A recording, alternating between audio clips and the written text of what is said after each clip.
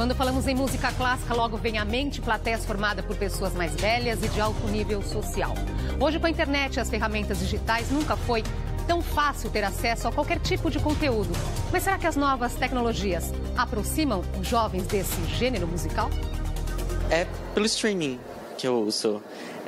Tem grandes coleções em plataformas de streaming, no Spotify, Apple Music, essas plataformas. Eu uso muito o YouTube, né? Que é o que eu mais acesso, assim, para ouvir mesmo. Escuta muito na internet, streaming, Spotify, YouTube? Quando eu estou no trabalho, coloco fone de ouvido e é gostoso que dá uma sensação boa para você trabalhar. Você acha que na hora de reproduzir essas músicas perde um pouco a qualidade com essas novas tecnologias ou não? Eu acho que sim. Eu prefiro muito ao vivo. Eu prefiro ainda, por incrível que pareça, discos de vinil, por incrível que pareça, eu tenho ainda. Tenho um tocador. Eu acho que sim, diminui um pouquinho a qualidade, mas ao vivo é muito melhor. Ela interfere. Agora, o quanto ela interfere, eu não sei dizer, porque eu não sou um especialista nisso, eu sou um ouvinte leigo. Mas tem pessoas que assinam certas plataformas e não outras plataformas justamente por causa da qualidade do som. É até uma questão que faz parte dessa disputa por ouvintes. E para falar sobre a música clássica na era digital, recebemos a musicóloga Carolina Borges Ferreira, assessora de administração artística da USESP, a Orquestra Sinfônica do Estado de São Paulo, e o violista Marcelo Jafé, integrante do Quarteto de Cordas da cidade de São Paulo e apresentador do programa O Prazer da Música na Rádio Cultura FM. Você também pode participar dessa conversa com as suas perguntas e comentários pelo Facebook, também pelo nosso Twitter. Não esqueça da hashtag Panorama TV Cultura. Obrigada por terem aceitado o nosso convite. Prazer enorme Boa estar tarde, aqui. prazer muito grande estar aqui também. Vamos falar um pouquinho, então, da saúde da música clássica na era digital? Vamos. Como ela está? Então, acho que ainda, a gente estava conversando no camarim, as orquestras e as instituições culturais, elas ainda não entenderam direito como utilizar essas ferramentas de uma maneira muito proveitosa, diferente da música popular, que hoje ela é muito difundida nesse meio, assim, e você consegue ter um acesso muito mais fácil, os catálogos são muito mais simples de acessar, porque na música de concerto é muito difícil você saber se você pesquisa a obra, se você pesquisa o compositor, se você pesquisa o período que você quer escutar, o intérprete, o grupo, a gravação, tem muita informação e realmente muito difícil, assim. Agora, tem resistência em meio a isso tudo também? Entre os jovens, não. Os jovens têm, muitos deles têm aquele negocinho chamado Spotify, e aí no Spotify eles encontram gravações de uma porção de gente, tocando uma porção de repertório diferente. Isso torna tudo muito fácil. Na verdade, para o mundo maravilhoso da música de concerto, as plataformas digitais são incríveis. No sentido de que você não apenas pode ouvir música, mas pensando sobre o assunto, você tem acesso a partituras, você tem acesso a livros especializados sobre o assunto, que normalmente você não teria. Sim. Bibliotecas especializadas, bibliotecas e discotecas especializadas em música de concerto, especialmente aqui no Brasil, não são tão comuns assim, a gente não tem um acervo tão grande assim. E comprar esse tipo de produto, na maior parte das vezes importado, muito caro. Muito caro. Então, para o estudante de música, o acesso a essa informação através de plataformas digitais é mãe, é pai, é tio, é tia, avô e Papai Noel juntos. Não, é sério, é muito bom, facilita demais a vida. Agora, esses meninos acabam influenciando os meninos que convivem com eles. Sim. E aí fica muito fácil você pegar o fone de ouvido do seu aparelho celular e ouvir esta música que é um pouco diferente. Ouve isso aqui. Quer dizer, é muito mais fácil chegar. O acesso tornou-se muito mais fácil com a tecnologia. É muito prático. Mas chega aos jovens no sentido de que essa música, a música clássica, está no fone de ouvido deles. Acho muito difícil chegar ao jovem de uma maneira massificada. Eu acho que hoje em dia a gente tem, na verdade, com esses meios digitais, você tem nichos. Então, você consegue atingir um nicho de pessoas que já se interessavam antes pela música de concerto. É muito difícil criar novas plateias. Eu acho que ainda as novas plateias são criadas na sala de espetáculo, nas programações culturais das cidades, enfim, esses projetos que a gente conhece que estão aí. Então, quer dizer, essas pessoas que dizem eu ouço ali, né, pelo YouTube, por outras plataformas, ela é alguém que já frequentava o concerto. Exatamente. Já sabe que existe. Sabe que existe. Alguém iniciado ao assunto. Mas não seria necessário também aproveitar essa tecnologia, essas novas oportunidades para formar plateia? Você sabe que em diversos países, os chamados países de primeiro mundo, eles utilizam a música, e especialmente a música de concerto, por ser uma organização complexa que agrupa uma quantidade grande de pessoas, como forma de educação, exatamente com este intuito, o intuito social e de desenvolvimento cultural. E dessa maneira você tem nas escolas bandas e orquestras, além de corais. Então você faz música desde muito pequeno, com o objetivo de desenvolver ainda mais a sua educação. Aqui a gente ainda engatinha, né, nesse sentido. A gente teve o bendito projeto do Villa-Lobos, espetacular projeto do Villa-Lobos, sem entrar na questão política, né, que foi um projeto que durou basicamente entre 1930 e 1945, e de lá para cá esse projeto foi sendo diminuído até que a música, especialmente a música de concerto, ou a música organizada, ou a música elaborada, foi sumindo das escolas. E eu acho que isso daí é um desfavor à educação de todas as crianças, e aí vale a ressalva, não fazendo diferença qual é a classe social. Sim. Agora, pois é, por falar em classe social, Carolina, você que já estuda esse assunto aí, dessa questão da música clássica, a popular, em que momento ela se separa da popular e essa separação faz com que a música clássica seja entendida assim para poucos, feita por poucos? E para poucos? Nossa, eu não sei em que esse momento. Esse é um processo histórico, lento, gradual, que tem a ver com a Revolução Francesa ainda. Olha que loucura, onde que foi o cara, né, a cabeça dele. Que está relacionada com isso daí. A música ocidental, vamos falar da música ocidental historicamente, teve uma relação muito próxima com o desenvolvimento do cristianismo, portanto a música estava dentro da igreja. O poder político migrando para as monarquias fez com que a música estivesse sempre presente nos salões dos castelos, e aí a outra música, que era chamada de uma forma ou de outra de popular, fora desses salões dos castelos, era considerada menor, ou podia ser considerada menor. E aí, com a Revolução, você tem o final da monarquia e você tem, teoricamente, a necessidade de tornar este produto acessível a toda e qualquer pessoa. Mas o quanto desse pensamento ainda está presente? Esse pensamento se transforma, porque aí todo mundo quer se manter especial. Eu gosto dessa música e não o povão.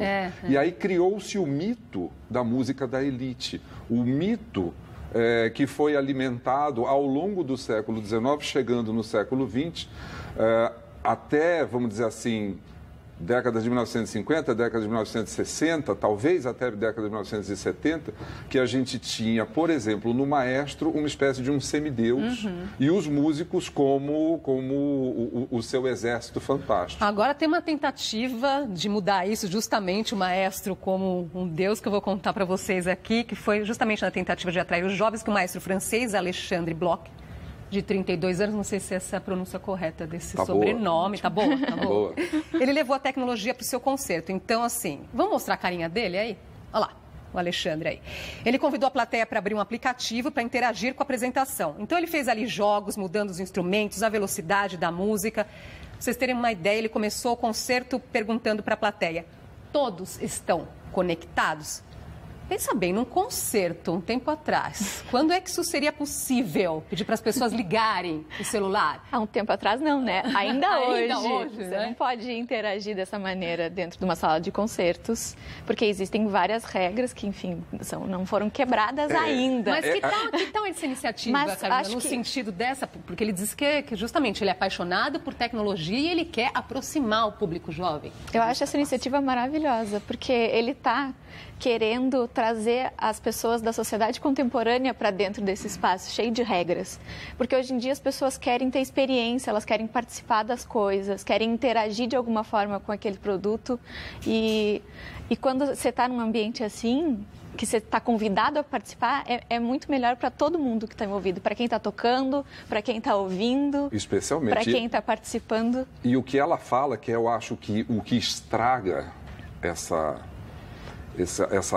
grande reunião sociocultural, que é um concerto, que é um evento de música, são essas tais dessas regras. que eu não sei exatamente de onde vieram e menos ainda por quê. Porque elas existem hoje. Porque elas existem. Por exemplo, só para entrar numa polêmica, que é simples, não se pode aplaudir entre os movimentos. Então, essa é uma regra tácita do mundo maravilhoso da música de concerto. Pergunto, por que não pode? Aonde que está escrito que não pode? Se aquilo te emocionou naquele momento. Exatamente. Você sabe que existem relatos dos compositores, quando eles apresentam, e aí Mendelssohn, Beethoven, Brahms, toda essa turma pesada, né? Dizendo, hoje o concerto foi bom. O público me obrigou a repetir o segundo movimento 3 vezes. Pergunta, como será que o público fez isso? Palmas. Termina o segundo movimento, o pessoal começa a bater palma. O compositor que estava regendo ficou feliz e repetiu o movimento na hora. Acompanhar os tempos nesse sentido. Nessa história aqui que eu contei, teve muita gente que aplaudiu, achou o máximo. Os jovens falaram que ótimo, né? Eu fico com vontade de voltar. Teve aqueles, claro, que disseram, mas espera aí, eu vim aqui para ouvir música. Acho que teve jogos demais. Então, também acho que precisa chegar a um equilíbrio, né? Sim, sim. O que eu acho que a gente tem que lembrar é que assistir música é menos um ritual religioso, vamos dizer assim, e mais um ritual social. A gente está indo lá para congraçamento com outras pessoas que também estão assistindo aquele concerto, ou seja, afinidades, e também para ter contato com os músicos que estão no palco, que, em última análise, estão, através da música, traduzindo pensamentos, ideias, emoções, concepções de compositores, enfim, pessoas interessantes que traduziram os nossos anseios humanos em forma de música. E isso é um humano que consegue fazer com outro humano. Se a gente cria uma distância muito grande entre esses humanos, aí a tal da interação com o telefone celular ou sem ele não vai existir. E isso vai significar a morte deste assunto que é o concerto. Aí fora que a gente está falando de concertos que duram 1 hora, 1h30. E hoje em dia as pessoas não ficam 2 minutos vendo um vídeo na internet. Exato. É muito difícil você conseguir, ainda dessa forma rígida, aproximar essas pessoas. Na verdade, se afasta muito mais. Tem uma sinfonia de Mahler que sozinha dura 1h30, 1h40. Você faz o quê? Como é que em que momento eu posso aplaudir? Pois é, em que momento eu posso respirar? Me mexer na cadeira sem fazer barulho. Olha só, vou chamar nossa enquete de hoje. Como as novas tecnologias podem atuar para formar público? Não é essa a pergunta, não. Desculpa, voltando. A pergunta é a seguinte. Com que frequência você ouve música clássica? Frequentemente, de vez em quando e nunca. Vamos ver então como que qual a percepção das pessoas no final do programa. Nós vamos trazer esse resultado. Vou trazer aqui mais uma opinião para a nossa conversa. O que o maestro Júlio Medalha, que comemora 80 anos, pensa sobre a música clássica na era digital?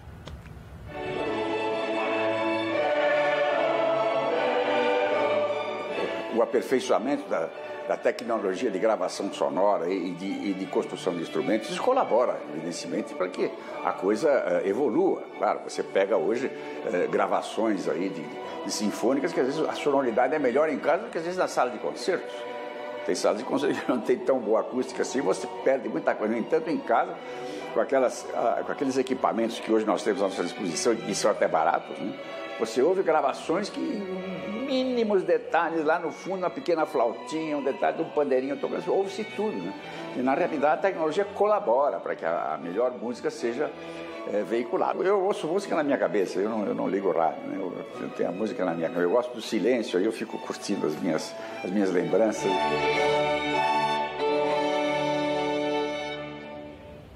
Interessante nesse sentido, né? Uma opinião de quem vem, né, do maestro Júlio Medalha, falando aí, nesse sentido, aplaudindo. É verdade. A tecnologia, né, Carolina? Verdade. Realmente, eu tenho 27 anos e eu escuto gravações dos anos 80, que eu não estava aqui para ver. Escuta em que plataforma? Eu escuto em streaming. Eu não tenho mais disco físico em casa, que você estava falando que você tem. Eu não tenho mais. Na minha casa eu tenho cerca de 4.000 LPs, né? Isso aí, fazendo companhia ao nosso amigo lá da pesquisa. Eu tenho fitas cassete, eu tenho fitas de rolo, portanto eu tenho a vitrola, né? O toca-discos, eu tenho o gravador de rolo, tudo isso daí ligado, tudo funciona, tudo... E eu adoro ouvir tudo isso daí, mas eu tenho muito CD. Eu não gosto de fone de ouvido de uma maneira geral. Eu não gosto. Eu não tenho nada contra eles, mas eu não gosto. Porque eu acho eles muito pequenos. Eu acho que eu gosto mais da sensação do som reverberando em um espaço. Quanto maior o espaço, melhor. Quanto maior o alto-falante também, eu gosto mais. Mas isso daí é o gosto pessoal. De uma maneira geral, eu não gosto muito de ouvir música como aquela nossa amiga, você põe a música clássica enquanto você trabalha. Eu não consigo fazer isso, porque se eu ponho música clássica para trabalhar, eu paro de fazer o que eu estiver fazendo para ouvir a música. Essa é uma deformação profissional. Mas eu acho que você ter acesso a uma biblioteca digital com milhares de títulos no seu telefone e conseguir ouvir isso daí onde você quiser, quando você quiser, isso é Agora, sensacional. e colocando mais uma vez essa questão das plataformas, colocando ali, procurando, por exemplo, música para relaxar. Inevitavelmente vai vir o quê? Música clássica. Música clássica.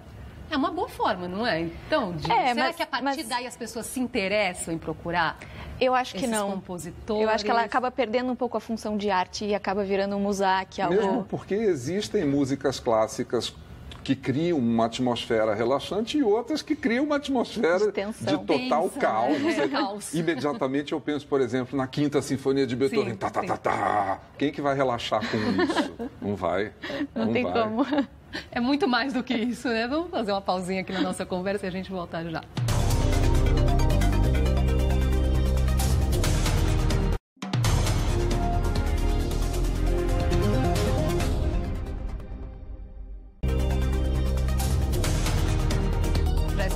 Panorama. Hoje falamos sobre a música clássica na era digital. Com a gente, a musicóloga Carolina Borges Ferreira, assessora de administração artística da USESP, e o violista Marcelo Jafé, integrante do quarteto de cordas da cidade de São Paulo.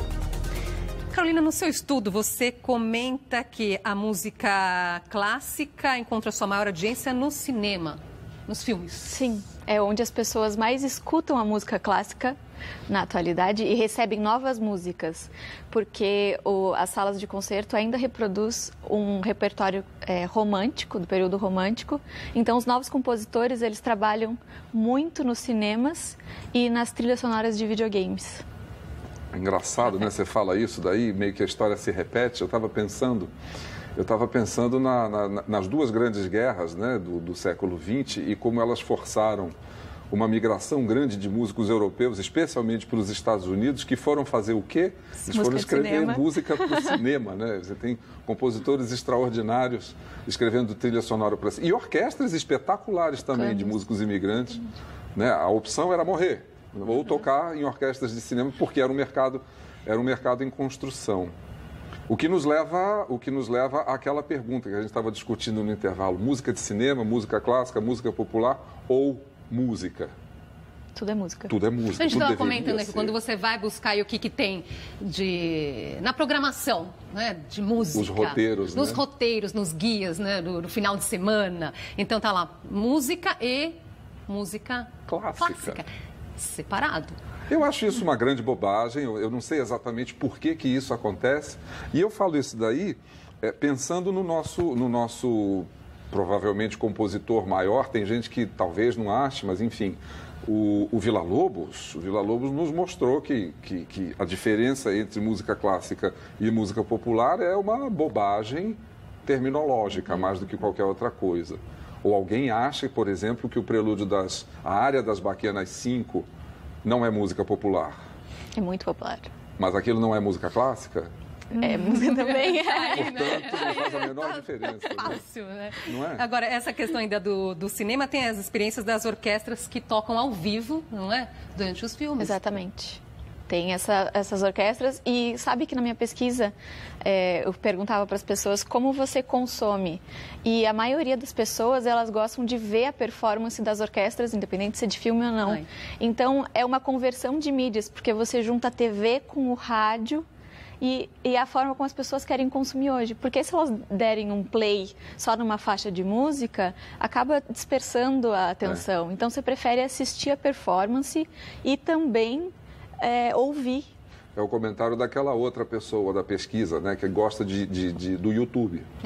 YouTube é ótimo, né? Você tem a imagem, você tem o som, Você tem tudo ali acontecendo, é sensacional. Exatamente. E na minha pesquisa de mestrado, o resultado de onde as pessoas ouviam mais era no YouTube. Mesmo que elas comprassem o serviço de Spotify ou Deezer ou qualquer outro tipo de serviço. Nós falamos até aqui sobre a plateia, não é? Quem é que ouve e consome a música? Quem está na plateia? Por outro lado, quem está nos palcos, Jafé? Você como professor também, quem é que se interessa pela formação de música? Então, esse é outro ponto sensível, esse é outro ponto interessante, é um ponto delicado, quando se fala da música de elite. Nós, especialmente no Brasil, eu acho que dá para falar em termos de América do Sul de uma maneira geral, mas especialmente no Brasil, hoje quem faz música clássica, quem aprende os instrumentos de música clássica são, na sua maior parte, meninos e meninas oriundos de projetos sociais, projetos que usam a música como forma de educação em projetos sociais. Aí a gente tem vários exemplos, o Neo Gibal, o Guri, o Grupo Pão de Açúcar e etc. e tal. A clientela, na maior parte das vezes, são as crianças de comunidades, ou seja, nós estamos falando aí de crianças das classes C e D, e que aos poucos estão povoando as orquestras. Os palcos estão cada vez mais cheios destas crianças que vêm desses projetos, juntamente com outros jovens que aprendem a tocar instrumentos de orquestra em igrejas, especialmente as evangélicas. Nós temos aí uma mudança total, completa e quase que absoluta da clientela que faz música clássica, trazendo para a sala de concerto, muito provavelmente, os familiares, né, e amigos destes meninos, dessas outras classes sociais. Quer dizer, a educação também tem um papel importante nesse sentido, hein, Carolina, de formação? Eu acho que a educação é o único caminho de mudança e aumento de audiência para esse tipo de repertório hoje. Né? Porque você tem nos conservatórios e nesses projetos as pessoas que vão ir consumir essa música, mesmo que nem todos virem músicos profissionais. A ideia não é que se virem músicos profissionais. Você precisa de mais público também, de pessoas que escutem com atenção esse repertório. Nós vivemos num país peculiar onde a música tem um papel muito importante e a gente consome muita música. A gente às vezes se perde dizendo que a única música que se faz no Brasil é a música comercial. Isso não é verdade. Nós temos uma variedade tremenda de autores e autoras, cantores, instrumentistas de todas as tendências, em todas as regiões de um país muito grande. Nós temos mais de 200 milhões de pessoas. Foi feito um levantamento que a gente, teoricamente, tem nessas 200 milhões de pessoas cerca de 60 orquestras sinfônicas. Olha que números ridículos de comparação. 200 milhões de habitantes, 60 orquestras sinfônicas, das quais, naturalmente, muito menos do que 60 tem a estrutura, vamos chamar assim, de ideal para o funcionamento, para que pudesse, com essa estrutura ideal, chamar mais público, se tornar mais relevante. Quer dizer, é preciso arrumar alguma coisa aqui no meio do caminho, não é? Porque não dá para dizer que não tem oportunidade para assistir concertos, música clássica, tem muitas oportunidades gratuitas, né? Tem bastante oportunidades, claro que tem. Se a gente pegar um guia da Folha, você tem vários lugares que tem apresentações gratuitas. E quando não é gratuito, o preço é popular. Tem alguns de preço popular, sim. Vou ler aqui a participação das pessoas. O Felipe, via Twitter, ele diz: todos os álbuns de Vivaldi estão no meu streaming, a tecnologia favorece, sim, e muito. O Schubert, olha só, via Twitter, perfeito, música clássica não é necessariamente funcional, é quase sempre boa música, é arte, é poesia. O Jonatas Isabel, desde criança eu gosto de ouvir música clássica e apesar de na adolescência começar a ouvir New Age, ainda ouço música clássica. As experiências que tenho são incríveis, como uma viagem para outros lugares sem sair do lugar. Olha ali, que maravilha. Que maravilha. Bom, vou precisar fazer o milagre com o tempo agora, né, que estamos chegando ao final. Eu queria que você apresentasse para a gente esse instrumento, Jafé. Essa é a minha viola. Esta daqui é a minha viola. Cadê a câmera? Está aqui, aqui.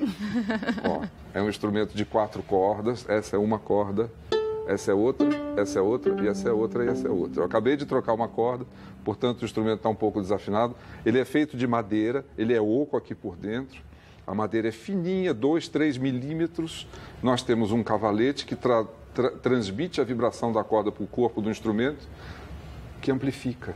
E aí a gente tem esse outro equipamento aqui, que é um arco, feito de madeira. Sabe que madeira que é essa? Pau-brasil. Pau-brasil. E esse daqui é um legítimo arco de pau-brasil. Ele é velho para chuchu. Não, ele não é velho, ele é antigo. Ele não é vintage, ele é antigo. E aí ele tem a crina de cavalo, que cria um atrito com a corda e a gente produz som. Em homenagem ao nosso amigo, a gente toca um pedaço do hino do Corinthians.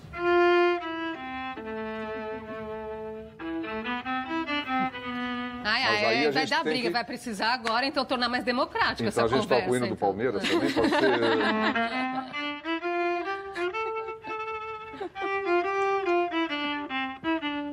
Agora ele ficou nervoso, né?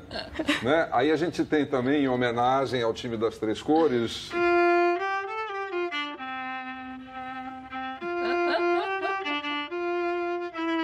E aí, quem que faltou? O alvinegro praiano. Pois é. Muito bom, mas tá vendo só que o quanto já foi divertido e a gente se interessa, não é, Carolina? Você tem algum outro exemplo nesse sentido? Quando você coloca um pouco de conversa durante a música, durante os concertos, essa troca com a plateia? Tem o maravilhoso Quarteto da Cidade de São Paulo. Maravilhoso Quarteto da Cidade de São Paulo. Eles conseguem fazer de uma forma que fica muito lúdico para todo mundo. Eu sei que os concertos são bem conversados nesse sentido. A OZESP faz sucesso quando faz isso também, Carolina? Tem sim. A gente faz concertos que são de 60 minutos e que chama OZESP 60, o projeto. E aí tem uma roda de conversa no final com o maestro, solista e o diretor artístico da orquestra. Isso é ótimo. Isso é muito legal. O público precisa saber disso daí. O público precisa aprender a considerar que o compositor de música clássica, o compositor de música de concerto, é um ser humano como qualquer um de nós, que tem as mesmas perguntas que cada um de nós tem e que, através da música, ele lança essas perguntas no ar, no espaço e permite que a gente viaje. Exatamente. Vale dizer... Ouvir música clássica, ouvir esse estilo de música não impede ninguém de ouvir todos os outros estilos de música. Exatamente. Uma coisa não elimina a outra. Tudo é complementar, tudo deve ser complementar. Vou precisar encerrar, porque quero encerrar com música, tá? Então, Jafé, que as pessoas te ouvem na Rádio Cultura FM? O Prazer da Música é apresentado às sextas-feiras, às 22 horas, 103,3 FM. E nós temos a repetição desse programa aos sábados, às 11 horas da manhã. Quem perder está na internet, né? Estamos na era digital, os programas estão lá. Deixa eu dar o resultado da nossa enquete aqui. Com que frequência você ouve música clássica? 24% frequentemente, 45% de vez em quando, 31% nunca. Vamos tentar aumentar, então. Vamos aumentar. Então, Carolina, muito obrigada pela sua presença. Vamos aproveitar, então, para fazer esse 31% mudar de ideia já. Vai mudar de ideia. Então, se o programa está acabando...